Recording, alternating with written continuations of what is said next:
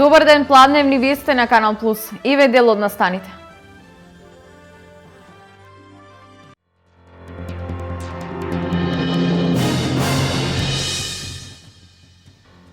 Општина Берово по шести пат беше домаќин на светски познати етномузичари од Соединетите Американски држави.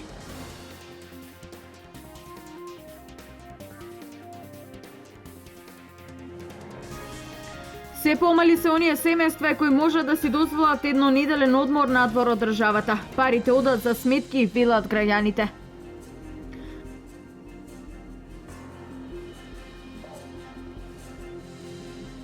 Во село Селце, Штипско, утре со почеток во 9 часот ќе се осветува камен темелник на црква Димитрија Победоносец.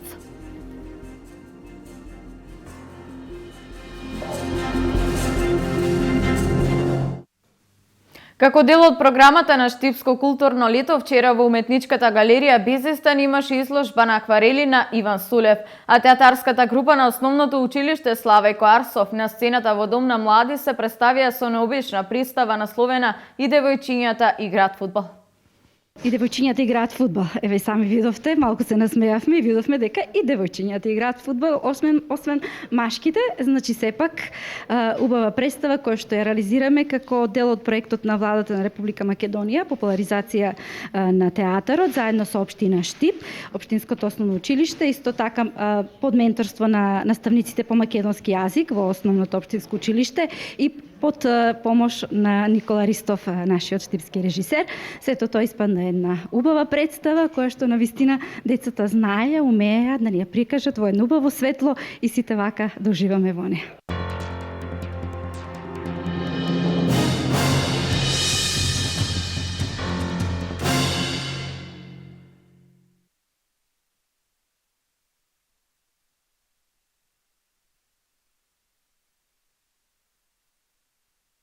Караванот на балкански карикатури насловен "Човек на човека му е карикатурист" започна од Виница. Фондацијата на Миле Георгиевски започнува проект за промоција на балканските школи за карикатура. Народната изрека "Човек на човека му е волк" за карикатуристите повеќе не важи. Времето во кое живееме ја носи фразата "Човек на човека му е карикатурист", а воедно и нов проект на фондацијата на славниот македонски карикатурист Миле Георгиевски. Презентација на најпознатите балкански школи за карикатура, почнувајќи од бугарската со која денес од Виница стартуваше овој проект. Навистина во овие изопачени времена во кои ние живееме, во кои политичарите прават на пример карикатура од државата, човекот прави карикатура од својот близок, од комшијата, така да едноставно секој на секому, наместо човек на човекот да е волк, денеска човек на човек е карикатурист. На изложбата виничани можат да видат 35 дела од 7 бугарски автори, меѓу кои славните карикатуристи Валекс Александров и Ивајло Цветков. За нив карикатурата е единствен извор на примања, но иако слободата во креирањето треба да биде приоритет, сепак екзистенцијата бара ограничувања. Карикатурата може да каже се, но зависи колку е готов да го прифати тоа човекот. Карикатурата може да биде подобро намерна и посаркастична, може и да биде весела и пак да говори за сериозни нешта. Некои се радуваат, некои се лутат, некои се расправаат. Во моментот нема ограничување за темите, но внатрешна или самостојна цензура сепак постои. Други се лютят, там се ядосват, се карат од карикатуристи. За мене има. Аз работя сам. За мене има работа. Работам за 4 вестници, за дневни и неделни. Парите се само од тоа. Ако ги анализираме работите, ако си само за една работа платен во вестник, не можеш да живееш само од карикатура. Но како идеи, како креативност, за карикатуристите има работа. Слобода има и нема, зависи како ја свакаш слободата. Зад секој медиум стои корпорација, секој издание е собственост на некој, така да целосна слобода нема, во принцип има ограничувања. Прехраната си няма во световен маштаб, не само. Соработката меѓу македонските и бугарските карикатуристи се предловочува се повеќе, а како што велат тие, и двете држави имаат доволно храна за нивната работа. Инаку Домот на културата Тоша Арсов со денешната изложба практично ја најави колонијата за карикатура која треба да се организира во почетокот на септември. Општина Берово по 6-ти пат беше домаќин на светски познати етномузичари од Соединетите Американски држави. Култната група Village Harmony пееја и македонски песни, играа македонски ура во Берово и пречителите на селата Ратево и Будинарци. По 6-ти пат општина Берово беше домаќин на познати светски етномузичари од култната група Village Harmony од Соединетите Американски држави. Имено предходните две вечери, оваа група со традиционални нивни песни, кои се одликуваат со голема разнобојност, богатство од хармонии и одлична изведба, која доведува до рамнодушност и смиреност, се представија пред публиката во селата Будинарци и Ратево. Покрај својот вообичаен репертоар, Village Harmony изведува и македонски и традиционални песни, кои што благодарение на лидерите на семинарот, меѓу кои се реномирани музички имиња како Горана Лачки, Виданка Георгиева, Атина Апостолова и Зенел Реджепов стручни и лидерката на Village Harmony, Мери Кей Брас, звучеа како да се изведени од македонски професионални пејачи, благодарејќи на желбата да се осозна и научи традиционалната македонска музика.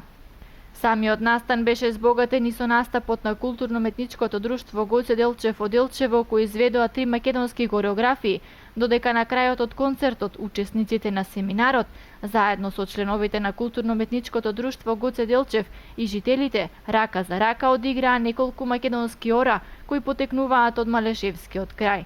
Семинарот за македонска традиционална музика и фолклор оваа година се одржува по 10-ти пат, од кој во Берово се одржува во последните 6 години, поради желбата на учесниците на семинарот кои се восхитени од природата во градот Берово.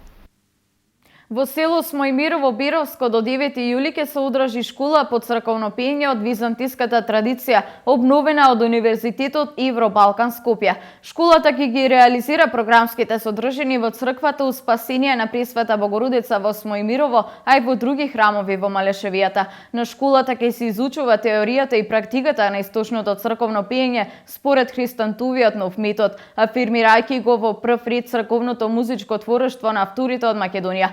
Проектот е поддржан од Министерството за култура.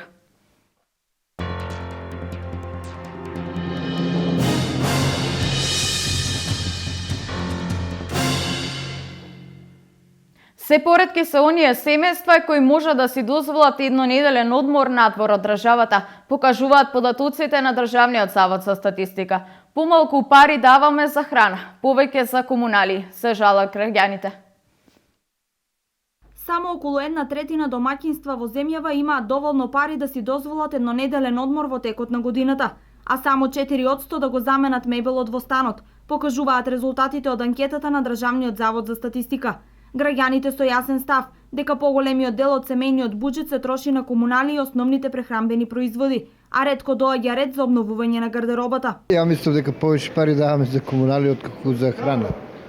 Комуналите, ако не ги платиш, одма ти дојде извршител, а вака ќе стискаш колку толку да го поминиш месец. А за облика доаѓа ли ред? Тешка работа, поготово за нас возрастните, тешка работа. За дечињата некако, али и тоа не иде више. Повеќе даваме пари за ово комунали. Да. А за облика доаѓа ли ред? Не, ретко. Ретко тоа у 2 години земе нешто.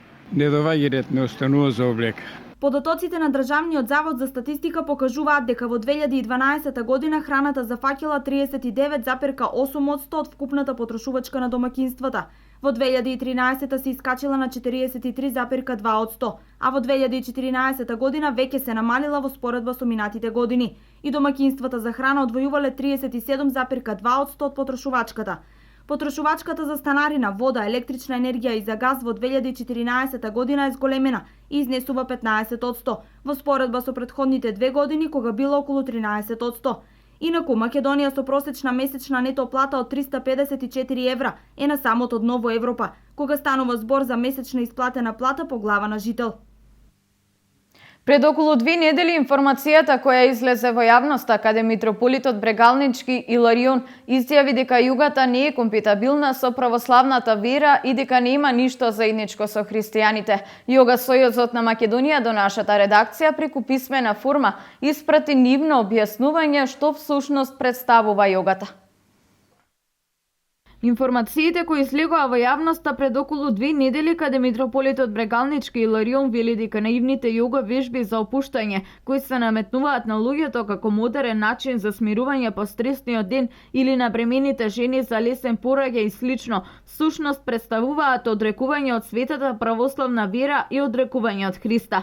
Јогата е апсолутно некомпатибилна со православната христијанска вера и нема место во животот на христијаните. Ова го соопштија православните цркви по повод прогласувањето на светскиот ден на јога од страна на Обединетите нации кој се одбележува секоја година на 21 јуни. На ова излагање кое го даде митрополитот Брегалнички Иларион од Јога Сојузот на Македонија до нашата редакција по писмена форма ни испратија нивно објаснување што всушност представува јогата и како таа се третира. Укажуваме на фактот дека јогата не е религија, туку е научен метод за човековото усовршување на физички и психоментален план. Јога Сојузот на Македонија има своја автохтона методологија за предавање на јога.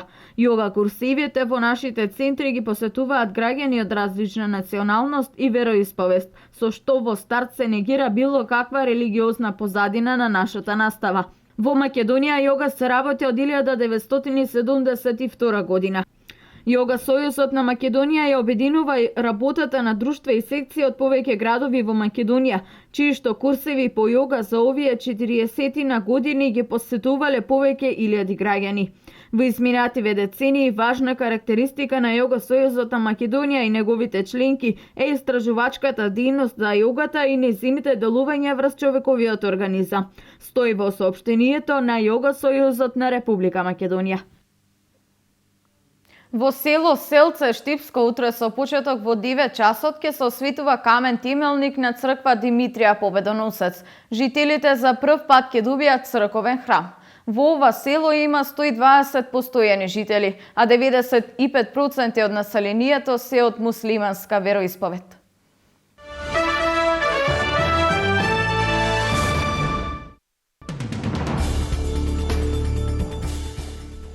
Рускиот председател Владимир Путин оцени синоќа дека Западот не успел во намерата да го подели руското општество со воведување економски санкции.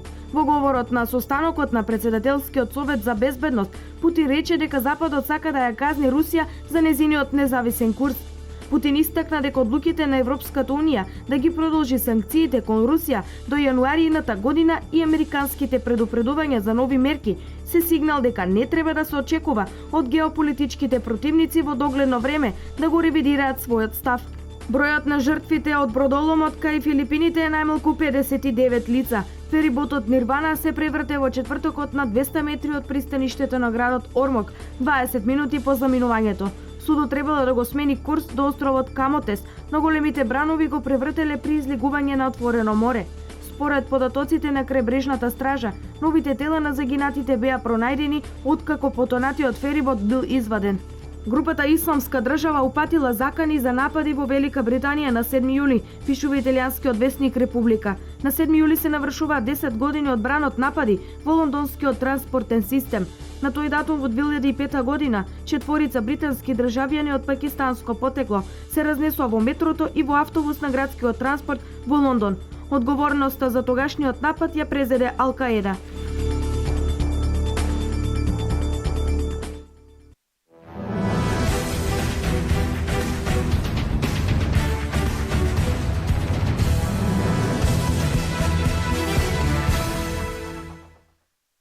Најдобриот светски тенисер Новак Џоковиќ успеа да се пласира во осмина финалето на Вимболдон, откако во третото коло го победи Бернар Томич со 3:0 во сетови. Негов ривал во понеделник во следната рунда ќе му биде Кевин Андерсон. Пласман во осмина финалето по триумфот во мечот што се играше 5 сета, оствари и Денис Кудла, кој со 3:2 во сетови го победи Сантјаго Джералдо.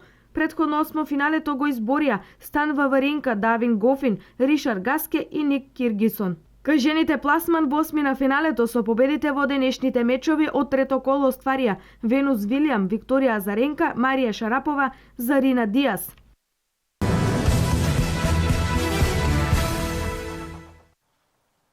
Pero Антич официјално потпиша 2-годишен договор со можност истиот да биде продолжен за уште една сезона во турски Фенербахче. Освојувањето на титулата во домашниот шампионат и атак за пехарот во Евролигата се целите на Антич.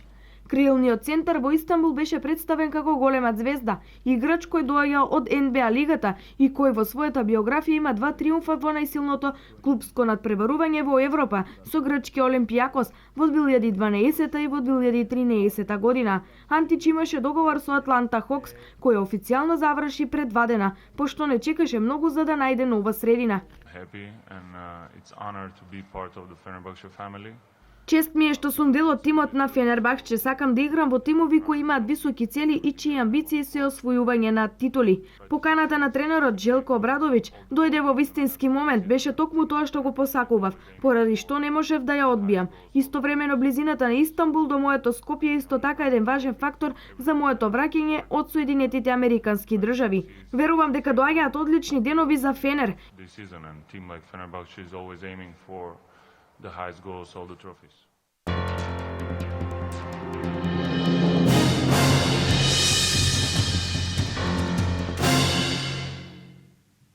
Овде е крајот на овие вести. Гледајте не повторно во 16:30, а до тогаш следете на социјалните мрежи и на нашиот веб портал kanalplus.mk. Имајте пријатно попладне.